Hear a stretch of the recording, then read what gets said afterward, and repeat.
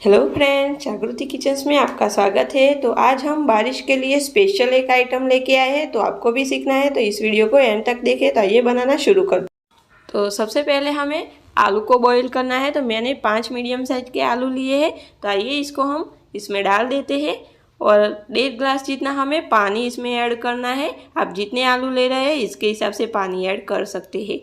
तो अब इसको हमें ढक देना है और 4 से 5 सीटी लगा देनी है। तब तक हम चटनी बनानी है उसकी तैयारी कर देते हैं। तो जो हम लहसुन की लाल चटनी बनाने वाले हैं तो वो हम इस तरह से जो सूखे वाले लाल मिर्च आते हैं उससे बनाने वाले हैं। तो मैंने थोड़े से ले लिए हैं और आधी कटोरी जितना लहसुन लिया है और आधी कटोरी जितने हमने मूंगफली के दाने लिए हैं और सूखा हमें नारियल लेना है। अगर आपके पास टुकड़े हैं तो वो भी इस्तेमाल कर सकते हैं, नहीं तो इस तरह का जो पाउडर बाज़ार में मिल जाता है वो भी आप ले सकते हैं। तो अब इन सारी चीज़ों को हमें अच्छे से तवे पर रोस्ट करना है, यानी कि भून लेना है। तो मैं इन सारी चीज़ों को एक एक करके रोस्ट करूँगी ताकि अच्छे से रोस्ट हो सके। तो आइए इसे हम रोस्ट कर लेते हैं। तो सबसे पहले हम लहसुन को रोस्ट कर लेते हैं। तो तवा भी हमारा गर्म हो चुका है। तो इसे हमें जलाना नहीं है, थोड़ा कच्चापन निकल जाए तब तक ही हमें इसे रोस्ट करना है। तो आप देख सकते हैं बिल्कुल हल्का सा इस पर कलर आ जाए तब तक ही हमें रोस्ट करना है, ज़्यादा हम बिल्कुल भी नहीं जलाएंगे। तो अब हमारा लहसुन भी अच्छे से रोस्ट हो चुका है। तो आइए इसे हम निकाल लेते हैं। बाद में इसमें हम ऐड करेंगे मूंगफली के दाने। इसको भी हमें सिर्फ ऊपर के जो छिलके हैं वो सारे निकल जाए तब तक ही रोस्ट करना है। तो ये भी हमारे रोस्ट हो चुके हैं। तो आइए इसे भी हम साइड में कर लेते हैं। और मिर्च हमारे ज़्यादा टाइम नहीं लगता, तो इसे 1 या 2 मिनट में ही हमारे मिर्च अच्छे से भून जाते हैं। तो आप देख सकते हैं बहुत ही अच्छी तरह से भून चुके हैं। तो आइए इसे भी निकाल लेते हैं। अब हमें गैस को बंद कर देना है और गरम तवे पर हमें पाउडर को इसी तरह सेकना है। अगर नारियल के टुकड़े होते तो इसे भूनने में ज़्यादा टाइम लगता, तो मैंने इसमें पाउडर का यूज़ किया है तो इसे हमें बिल्कुल भी टाइम नहीं लगेगा। तो आप देख सकते हैं बहुत ही अच्छी तरह से भून चुका है। तो आइए इसे निकाल लेते हैं। तो अब हमारी सारी चीज़ें हैं वो अच्छे से ठंडी हो चुकी है। तो मूंगफली के ऊपर के जो भी छिलके थे उसको भी हमने निकाल लिया है। तो आइए इसे हम अच्छे से पीस लेते हैं। तो सारी चीज़ों को हम एक साथ ही इसमें ऐड कर रहे हैं। इस चटनी में हमें पानी का बिल्कुल भी यूज़ नहीं करना है। तो अब इसमें हमें नारियल का जो सूखा पाउडर है इसे भी डाल देते हैं।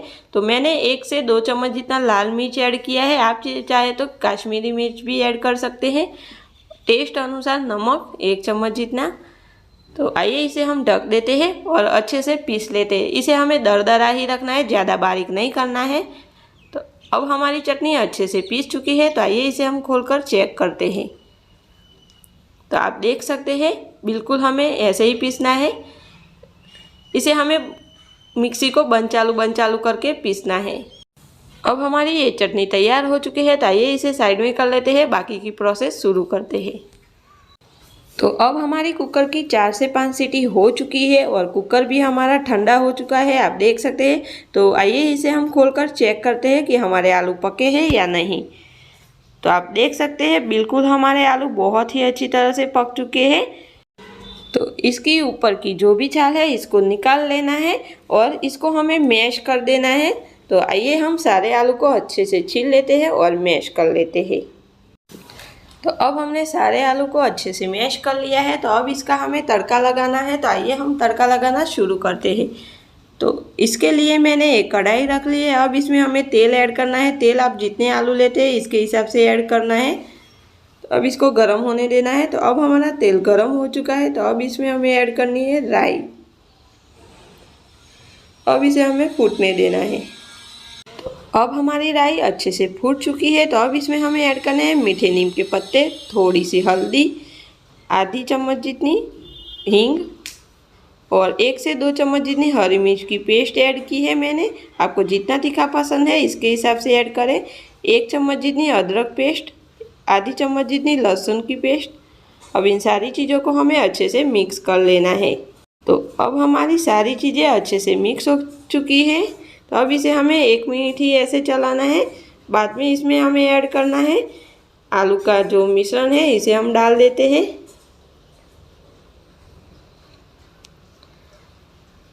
अब इसके ऊपर हमें ऐड करना है टेस्ट अनुसार नमक, थोड़ी सी धनिया पत्ती अब इसे भी हमें मिक्स कर देना है। अब इसमें हम नींबू या तो चीनी थोड़ी मिक्स करना चाहे तो आप कर सकते हैं, मैं इसमें ऐड नहीं करना चाहती हूँ।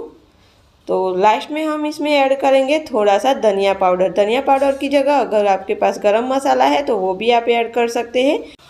तो अब हमारा आलू का मसाला तैयार हो चुका है, तो आइए हम उसी बाउल में वापस निकाल लेते हैं। तो अब इसे हमें ठंडा होने देना है। तो जब तक ये ठंडा होता है तब तक हम बेसन का घोल तैयार कर लेते हैं। तो आइए हम रख देते हैं इसे। तो हमें एक पतीला लेना है, उसमें हमें 2 कटोरी जितना बेसन ऐड करना है। आपके जितने आलू का स्टफिंग है इसके हिसाब से आप बेसन ले सकते हैं। तो मैंने 2 कटोरी जितना बेसन लिया है। अब इसमें हमें थोड़ी सी अजवाइन है, इसे हमें हाथों से क्रश करके डाल देना है, इसे टेस्ट अच्छा आता है। और थोड़ा सा नमक अपने टेस्ट के अनुसार। आधी चम्मच जितना लाल मिर्च ऐड करना है। चपटी जितनी हल्दी, हल्दी हमें थोड़ी कम ऐड करनी है। तो लास्ट में हम ऐड करेंगे धनिया पाउडर। अब इन सारी चीज़ों को हमें अच्छे से मिक्स करना है। अब इसमें आप चाहे तो चावल का आटा हो तो वो भी 1 से 2 चम्मच जितना ऐड कर सकते हैं। अब इसमें हमें थोड़ा थोड़ा पानी ऐड करते जाना है और अच्छा सा गाढ़ा घोल तैयार करना है। पानी हमें एक साथ नहीं ऐड करना है, नहीं तो हमारे सारे आटे में गुठलियाँ पड़ जाएगी। तो बिल्कुल इसी तरह थोड़ा थोड़ा पानी ऐड करते जाना है और अच्छा घोल तैयार करना है। तो आप देख सकते हैं बिल्कुल हमें ऐसे ही घोल रखना है, ज़्यादा पतला या ज़्यादा गाढ़ा भी नहीं रखना है। तो अब हमारा घोल तैयार हो चुका है। तो आइए इसे हम 5-10 मिनट के लिए रख देते हैं। तो जब तक हमारा घोल सेट होता है तब तक हम पाव की तैयारी कर लेते हैं। तो मैंने 2 पाव लिए हैं मीडियम साइज के। तो आइए इसे हम बीच में से कट कर लेते हैं। हमें इसे पूरे ही कट कर लेना है 2 हिस्सों में, बिल्कुल इसी तरह। तो दोनों को हम इसी तरह ही कट कर लेंगे। अब अगर आपको इससे थोड़ा छोटे वाले पाव मिलते हैं तो वो भी आप ले सकते हैं।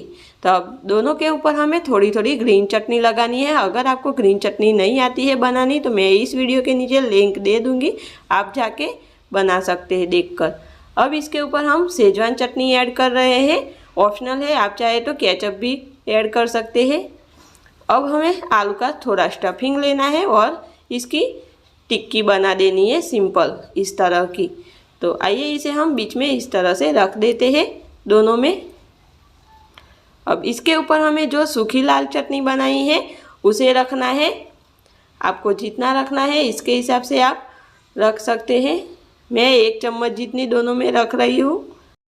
दोनों में हमने रख दिया है। तो अब इसके ऊपर हमें ग्रेट करना है चीज़। आप चाहे तो चीज़ स्लाइस भी रख सकते हैं, नहीं तो चीज़ को स्किप भी कर सकते हैं। तो मैंने एक टुकड़े में से दोनों में आधा आधा ग्रेट कर लिया है। तो अब हमारा वड़ा पाव तैयार हो चुका है। तो आइए इसे हम बंद कर देते हैं दोनों को। तो अब हमारे ये पाव तैयार हो चुके हैं। तो अब इसे हमें फ्राई करना है। तो आइए इसे हम फ्राई कर लेते हैं। तो तेल को मैंने पहले से ही गरम करने के लिए रख दिया है। तो अब हमारा तेल भी गरम हो चुका है और बैटर भी आप देख सकते हैं बहुत ही अच्छी तरह से सेट हो चुका है। तो आइए इसे हम फ्राई करना शुरू करते हैं। तो अब इस पाव को हमें इस घोल में डीप करना है। बिल्कुल चारों ओर से हमें इसे कोटिंग कर लेना है ताकि बीच में खुले नहीं। तो अब इसे हमें तेल में रख देना है। दूसरे पाव को भी हमें इसी तरह डीप करके रख देना है।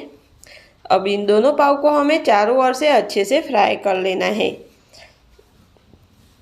बिल्कुल थोड़ा हल्का सा रंग आ जाए तब तक इसे हमें फ्राई होने देना है। अब हमारे दोनों पाव अच्छे से फ्राई हो चुके हैं। तो आइए इसे हम निकाल लेते हैं। तो अब इन दोनों को हमें एक प्लेट में निकाल के सर्व करते हैं। तो तैयार है हमारे बारिश के लिए स्पेशल आइटम उल्टा वड़ा पाव, जो खाने में बहुत ही टेस्टी और थोड़े स्पाइसी बन के तैयार हुए हैं। तो मैंने इसे ग्रीन चटनी और केचप के साथ सर्व किया है। तो आप चाहे तो इसे गर्मा गर्म चाय के साथ भी खा सकते हैं, जो खाने में बहुत ही टेस्टी लगते हैं। तो कैसी लगी हमारी आज की ये वीडियो? अगर अच्छी लगी है तो वीडियो को लाइक करें, शेयर करें, सब्सक्राइब करें और घर पे ट्राई ज़रूर करें। तो ऐसे ही मज़ेदार वीडियो देखने के लिए साइड में दिए गए बेल आइकन को प्रेस कीजिए। Thank you.